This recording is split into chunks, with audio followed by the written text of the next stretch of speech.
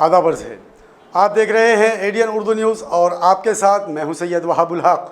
खबरों के सिलसिले को शुरू करने से पहले आइए डालते हैं एक नज़र दिन भर की अहम खबरों पर। साबिक़ वज़ीर व कांग्रेसी रहनुमा राजेंद्र दर्डा को रुकन काउंसिल बनाया जाए, कांग्रेसी ओहदेदारान व कारकुनान का मुतालबा। लापरवाह व बगैर मास्क पाए गए 35,000 शहरियान से इंतजामिया ने वसूला लाखों रुपये का जुर्माना। व्यापारी महासंघ ने की जाफर गेट के रास्तों के गढ़ों की पूजा, रास्तों की फौरी दुरुस्ती का किया मुतालबा। अब खबरें तफसील से। आइंदा म्यूनसिपल इंतखाबात में कांग्रेस की बेहतर कारकर्दगी और शहर की तरक्कियात व पार्टी की साख मजबूत करने के लिए साबिक़ रियासती वज़ीर राजेंद्र बाबू दर्डा को रुकन काउंसिल बनाने का मुतालबा शहर के पार्टी ओहदेदारान व कारकुनान ने किया है। 3 मरतबा शहर से रुकन असम्बली रह चुके साबिक़ रियासती वज़ीर व मुखलिस कांग्रेसी रहनुमा राजेंद्र बाबू दर्डा को रुकन काउंसिल बनाए जाने का मुतालबा कांग्रेस के कारकुनान ने किया है। पार्टी के शहर नायब सदर और कांग्रेसी रहनुमा इब्राहिम भैया पटेल ने कांग्रेस हाईकमान से मुतालबा किया है कि दर्डा जी को रुकन काउंसिल बनाए जाने से शहर व जिले में कांग्रेस पार्टी को मजबूती मिलेगी। आया रहे कि दर्डा जी ने अपने वक्तों में तारीखी शहर औरंगाबाद की तरक्कियात में कई कारहाए नुमाया अंजाम दिए हैं। मौसूफ की रहनुमाई से शहर के अक़लियती तबके को सफर हज के लिए औरंगाबाद एम्बार्गेशन पॉइंट से रास जिद्दा हज परवाजों की सहूलत फराहम हुई। औरंगाबाद से मुंबई सफर करने वालों के लिए जन शताब्दी ट्रेन चलाई गई। सिडको नाट्यगृह का क़याम अमल में आया।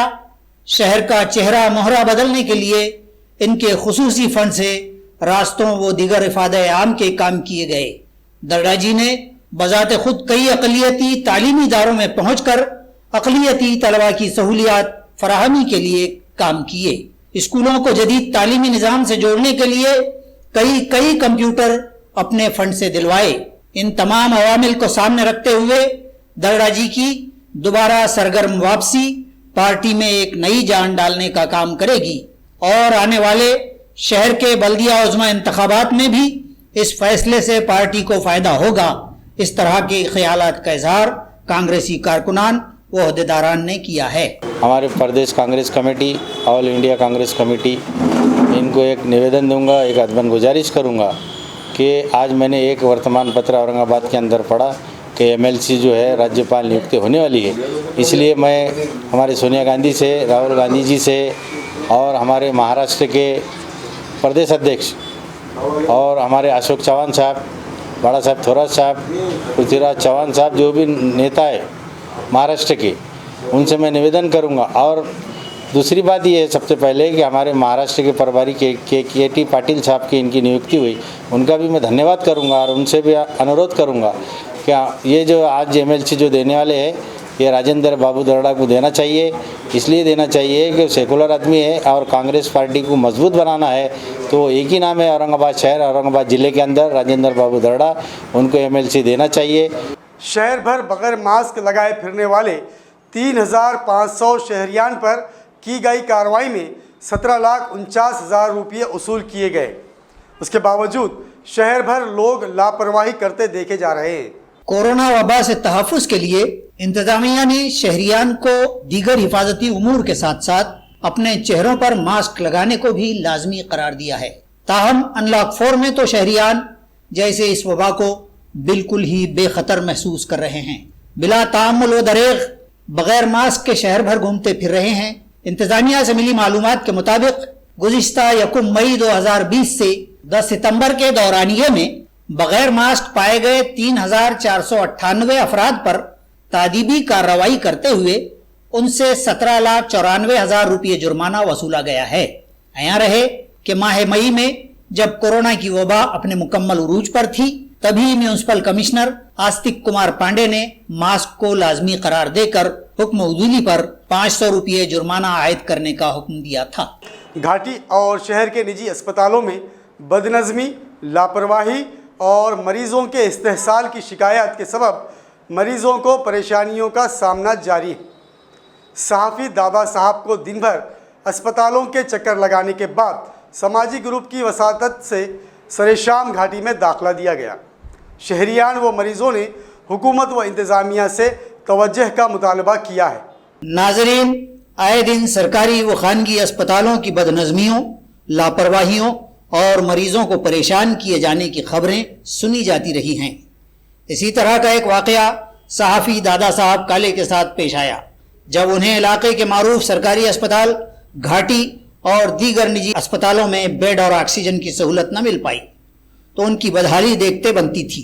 आखिरकार उन्होंने एक खिदमतगार ग्रुप मानुस की समूह से रुजू किया तो समूह की नुमाइंदगी के बाद उन्हें एडमिट किया गया। इस तरह का अदम सहूलत का मामला सिर्फ सहाफ़ी दादा साहब का नहीं बल्कि ये सारे ही शहरियान व दूर दराज से आने वाले मरीजों का है।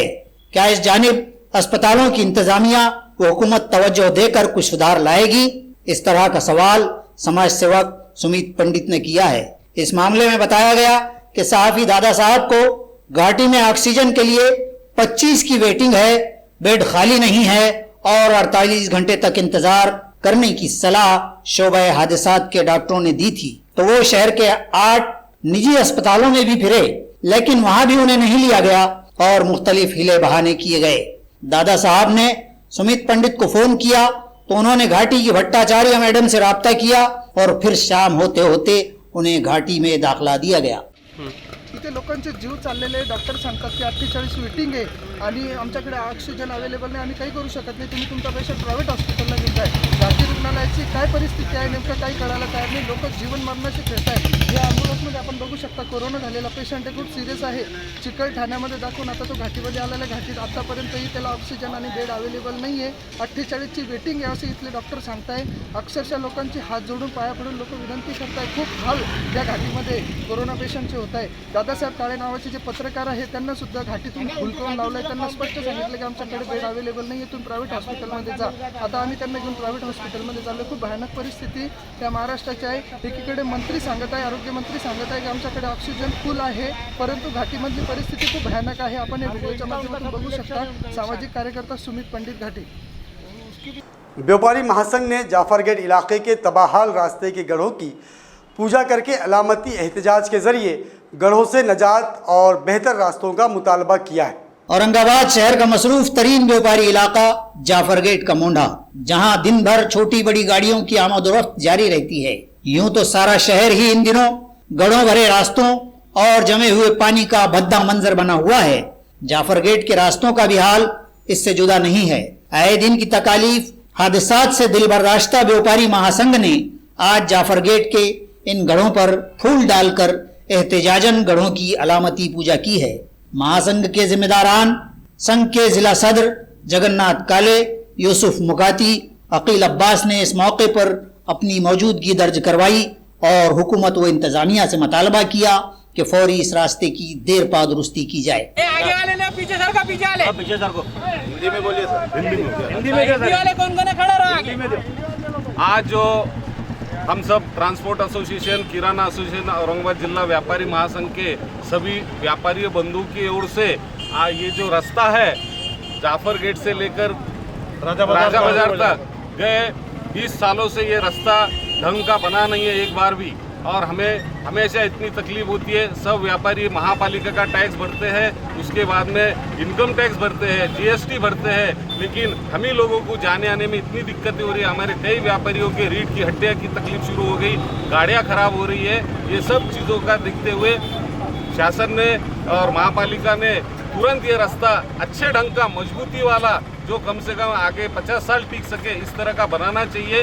हम सब व्यापारियों को, नागरिकों को, ये यहाँ पर जो है मुंडे में पूरे जिले से लोग यहाँ माल लेने, बेचने, करने, सब चीज़ों करने के लिए यहाँ आते हैं।